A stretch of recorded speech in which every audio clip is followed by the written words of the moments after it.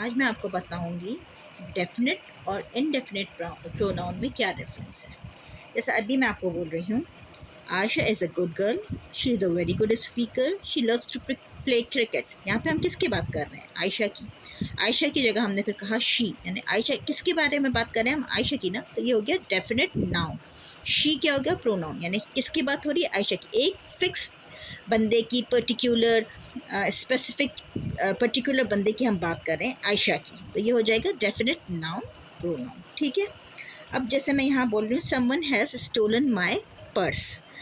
तो इसमें मुझे किसी का कोई पर्टिकुलर बंदे का नाम नहीं पता, पर्टिकुलर नाउन प्रोनाउन कुछ भी नहीं पता। तो ये समवन है, तो इधर इसका मतलब हो गया इनडेफिनेट। किसी का भी मैं डेफिनेट नाम नहीं ले सक रही हूँ, तो इसलिए हम कह रहे हैं इनडेफिनेट। कोई भी चीज़ डेफिनेट नहीं है कि कोई भी मेरा पर्स ले सकता है। Somebody is drinking water in the class. Somebody, कोई क्लास में पानी पी रहा है।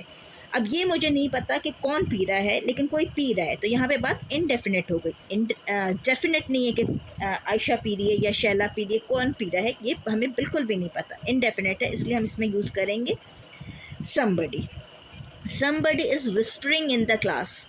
कोई क्लास में खुसुर फुसुर कर रहा है, तो इसका मतलब क्या है? कोई कर रहा है या कोई पर्टिकुलर बंदा नहीं कर रहा है, इसलिए ये इनडेफिनेट है।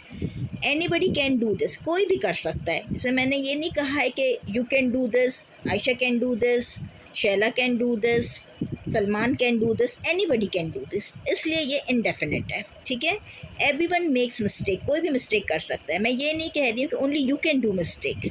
तो जब मैं हम किसी का भी नाम ले रहे हैं, कोई भी फिक्स पर्सन, कोई पर्टिकुलर पर्सन नहीं है, नोबडी लीव्स यू, तो कोई भी पर्टिकुलर या स्पेसिफिक पर्सन का हम नाम नहीं ले रहे हों, तो उसमें हम कहते हैं इनडेफिनेट नाउन और प्रोनाउन।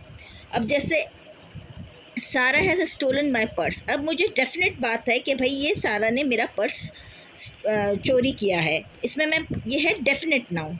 तो सारा हैज़ स्टोलन माई पर्स, इसलिए हम इसको कहेंगे डेफिनेट नाउन।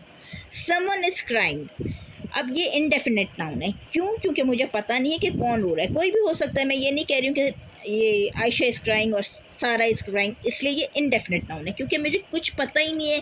कोई भी रो सकता है, किसी के भी बारे में ये बात हो रही है। आयशा इज़ क्राइंग, अब आयशा इज़ क्राइंग यानी मुझे पता है पर्टिकुलर बंदे की मैं बात कर रही हूँ, तो ये इसको कहेंगे हम डेफिनेट नाउन।